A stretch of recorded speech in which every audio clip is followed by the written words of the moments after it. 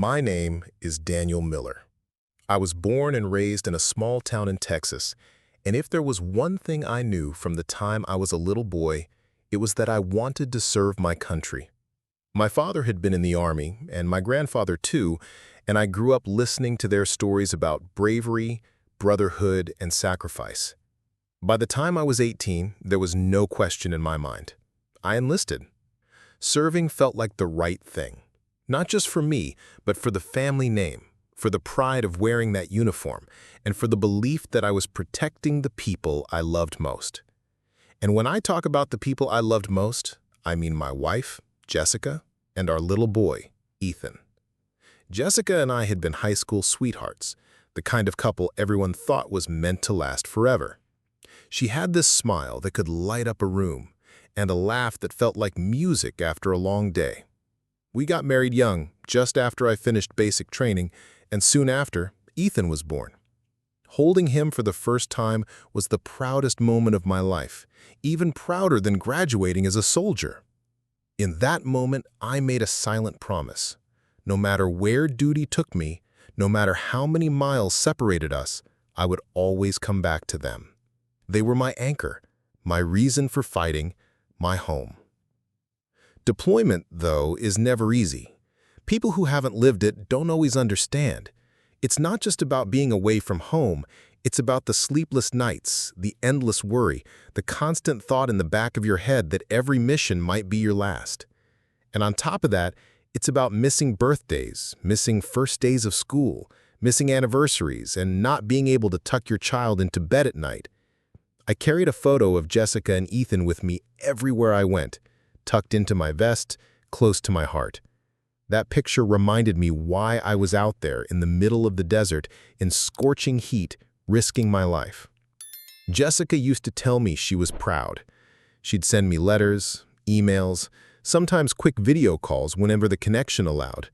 Her words were what kept me going on the hardest days. "Stay safe," she'd always say. "Come home to us." And I believed her. I believed in us. I believed in the kind of love that could withstand distance, time, and hardship. After all, we had been through so much together already. Why would I ever question that she would hold on to us just as tightly as I did? Life during deployment can feel like two different worlds existing at once. On one side, there's the mission, the uniform, the brothers in arms who become your family when you're far away. On the other side, there's the thought of home, the dinners you miss, the sound of your child's laughter, the warmth of your wife's hand in yours. Every soldier learns how to split himself in two. But at night, when the camp gets quiet and the only sound is the hum of the desert wind, that's when the longing creeps in. That's when you imagine what your family is doing without you. Are they sitting around the dinner table? Is your son playing with his toys in the living room? Is your wife thinking about you as she drifts off to sleep? Those thoughts become your lifeline, the motivation to make it through another day. For me, those thoughts were everything. I used to dream of surprising Jessica when I came back. Every deployment, I'd picture walking through the front door, dropping my bags and sweeping her into a hug while Ethan ran to me shouting, "Daddy!" That dream kept me sane when I was knee-deep in sand and exhaustion. But little did I know, the home I was dreaming of was already falling apart while I was gone. During my most recent deployment, things had started to feel different. At first, I brushed it off. Jessica seemed a little more distracted during our calls, sometimes shorter in her words, sometimes canceling video chats because she was too tired. She said work was overwhelming, that she had extra shifts and responsibilities. I told myself not to worry. I knew military life was hard on spouses. It takes a toll when one partner is gone for months, when they have to manage the bills, the house, and the child all on their own. I told myself she was just stressed, that she needed my understanding, not my suspicion. But in quiet moments, I couldn't shake a small, unsettling feeling. It's hard to describe. It wasn't anything she said directly, but more the way she didn't say things, like she was holding back or like her mind was somewhere else. There were nights I'd lie awake in my cot, staring at the canvas ceiling, wondering if maybe I was imagining it all, wondering if I was just tired, overthinking. I forced myself to trust her, because marriage without trust doesn't stand a chance, especially not when oceans separate you. Ethan, on the other hand, was always a light in my days.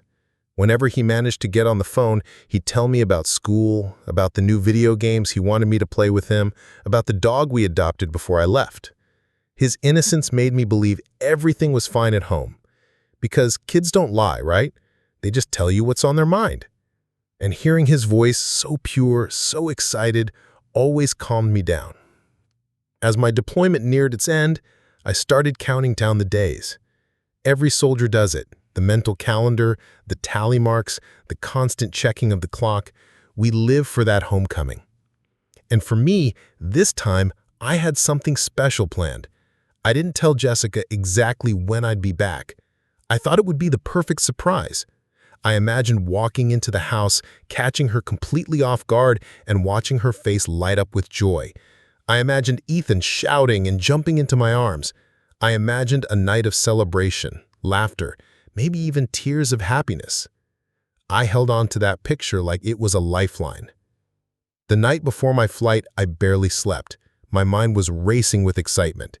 I thought about how much Sarah had been through without me, handling the bills, the school meetings, the long nights when Ethan was sick.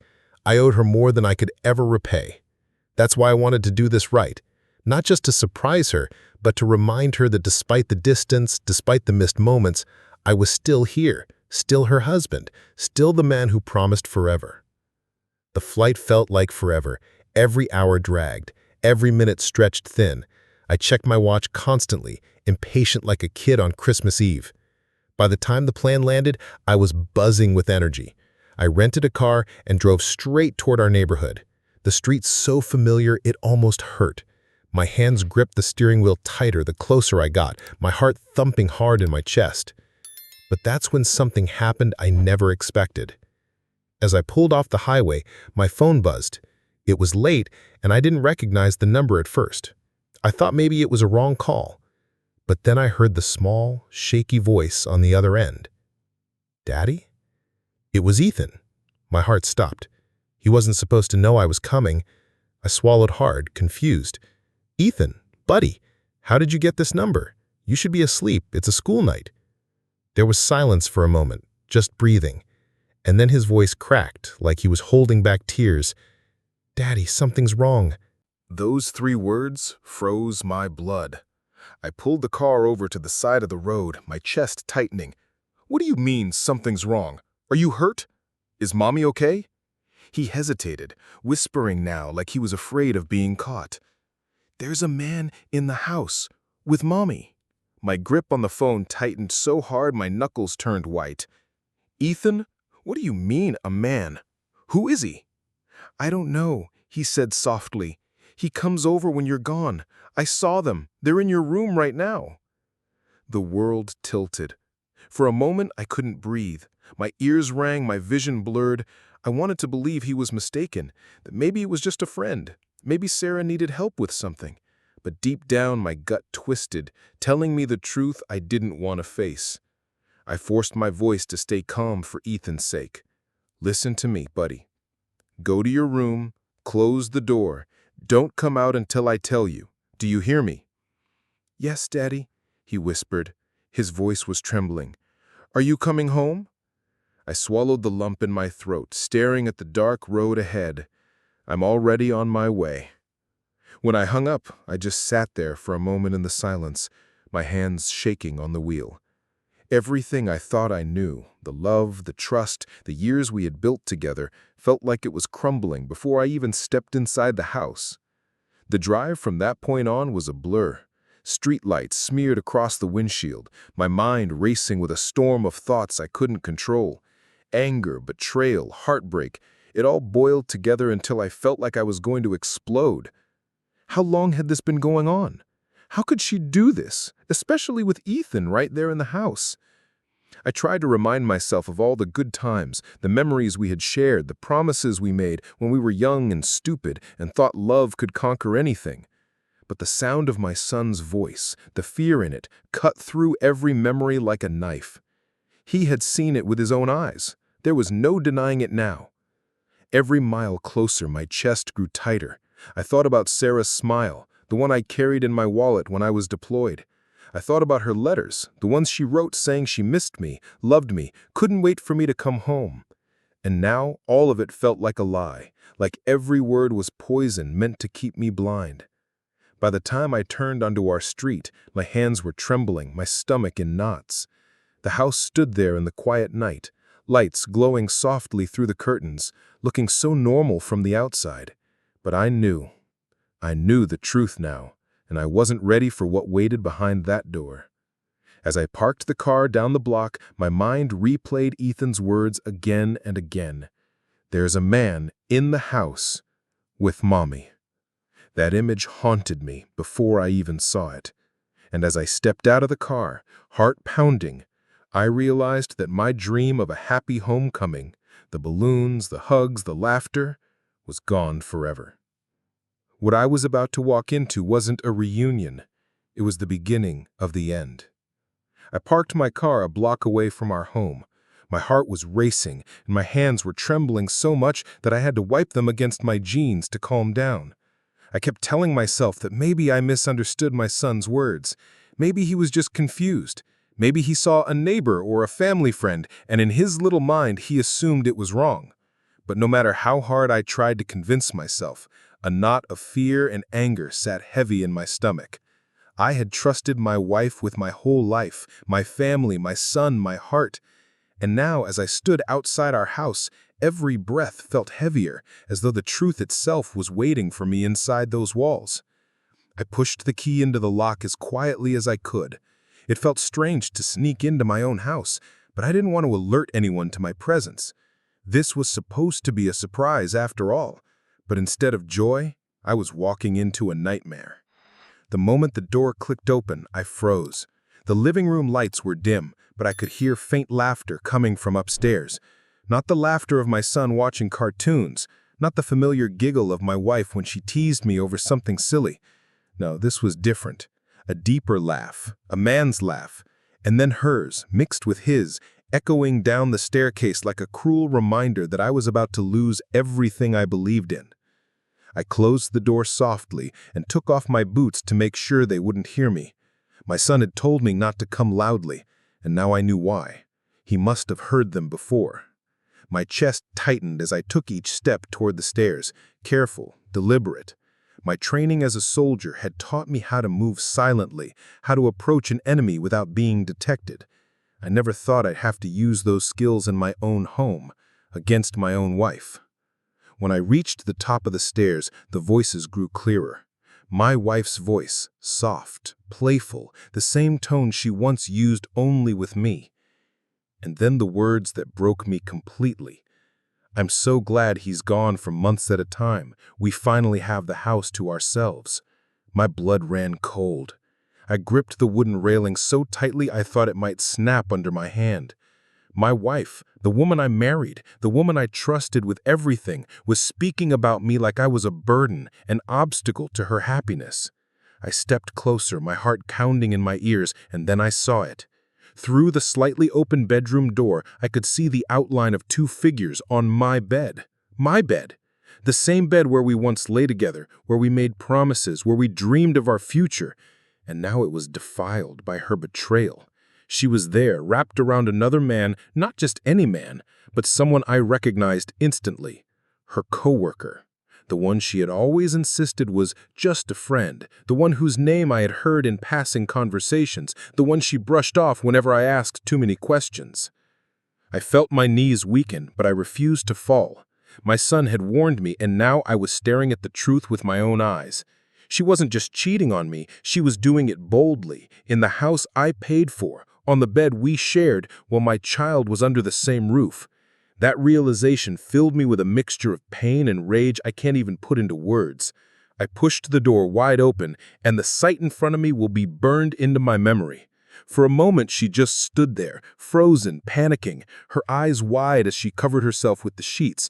The other man scrambled to sit up, trying to cover himself, and so terrified he was just standing frozen in the middle of the room.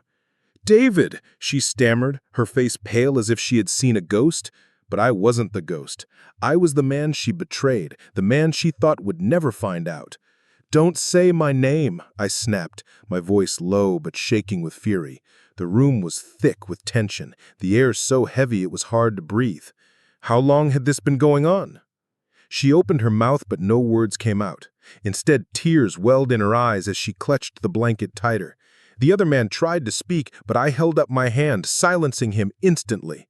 "Don't you dare say a word," I said, glaring at him with every ounce of anger in my body. "You knew she was married. You knew I was risking my life overseas while she sat here, and you came into my home anyway. You're not sorry. You're pathetic." My wife tried to reach for me, but I stepped back. "Don't touch me. Don't you dare touch me." My heart was shattering, but I refused to let her see me break. I had already lost too much. I turned to the man and pointed toward the door. "Get out, right now, before I do something I'll regret." He didn't argue. He scrambled out of bed, grabbed his clothes, and rushed out of the room, avoiding my eyes the entire time. And then it was just the two of us, me and the woman I thought I knew, the woman who destroyed everything we built. She sobbed into the silence, and for a moment I just stood there, staring at her, wondering how the hell we got here. I finally spoke, my voice cold and final. "You ruined us. You ruined this family, and there's no coming back from this."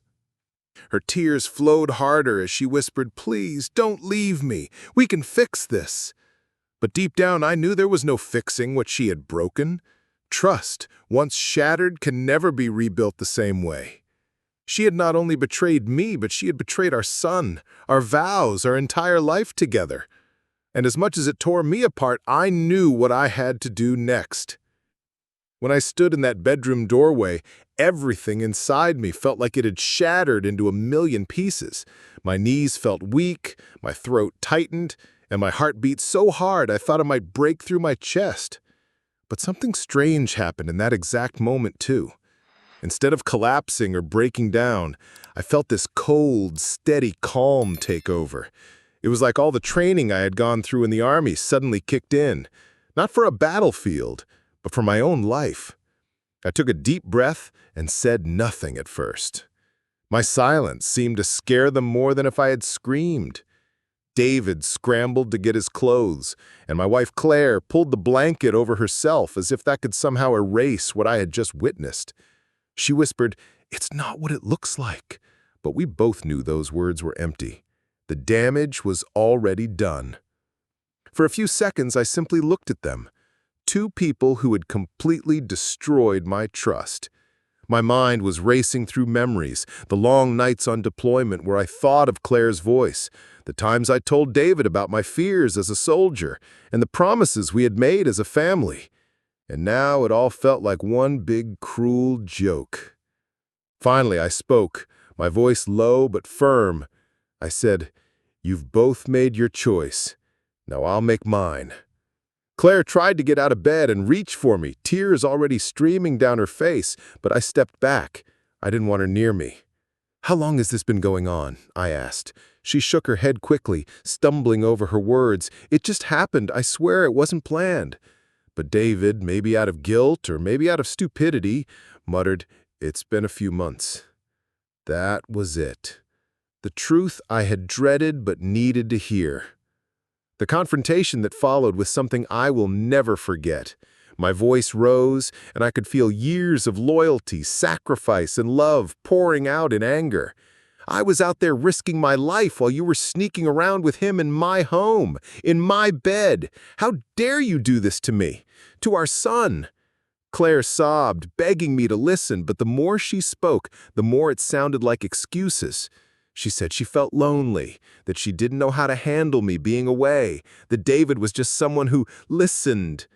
Each word cut me deeper because it wasn't just betrayal. It was betrayal wrapped in excuses. And David just stood there, silent now, looking at the floor like a coward. The hardest part of it all was thinking about my son. He had trusted me enough to call, to tell me the truth, even though he knew it would hurt. And it hurt more than I could put into words. But it also gave me strength. My boy deserved better. He deserved a father who stood tall, not broken. He deserved a home built on honesty, not lies. I told Claire, "This ends tonight. Whatever we had is gone." She cried louder, saying I couldn't mean it, that we could fix it, that we could go to therapy. But I knew deep in my heart I could never look at her the same again. Every time I closed my eyes, I would see that scene, hear David's voice, remember the betrayal. No amount of counseling could erase that image. The decision was painful, but also strangely liberating. I told her I wanted a divorce. I wasn't going to give her a chance to explain it away or win me back with promises she would never keep. The trust was gone, and once it's gone, you can't rebuild it. She broke down on the floor, sobbing, begging me to reconsider, saying she had made a terrible mistake. But in that moment, I realized something powerful. Forgiveness doesn't mean forgetting, and I didn't owe her another chance just because she was sorry. She hadn't been sorry while she was sneaking around with him. She was only sorry now that she got caught. When we sat down with lawyers in the weeks that followed, I was clear about what I wanted. The house was mine, the cars were mine, and the credit cards, every piece of financial security we had built together, would stay with me. Claire had betrayed me, and I wasn't going to reward her betrayal with comfort. She left the house with nothing but her clothes and a suitcase, tears still in her eyes, as if she had lost everything. And in truth, she had. She had lost me, she had lost our son's respect, and she had lost the life we had built together. And David? He vanished from the picture almost immediately. Cowards like him rarely stick around when the consequences hit. He left her to face the mess alone, and I heard later that his own marriage had collapsed after his wife found out what he had done. In a twisted way, justice had found him too. Betrayal doesn't just destroy one person, it ripples out, leaving destruction everywhere it touches. The aftermath wasn't easy for me, though. Nights were lonely, and there were moments when the weight of it all felt unbearable. Coming home from deployment was supposed to be a celebration, a moment of reunion and joy, but instead it had become the darkest chapter of my life. I had to explain to my son why my wife and I were no longer together, and seeing the hurt in his eyes was almost too much to bear. But I reminded him and myself that sometimes walking away is the only way to protect yourself and the people you love. Staying in a toxic situation only teaches children that betrayal is acceptable, and I refused to let him grow up believing that. That night when I walked into my home and saw the truth laid bare, my life changed forever. It hurt, yes, but it also set me free. Today I stand taller, not because I avoided pain, but because I faced it, survived it, and chose myself in the end.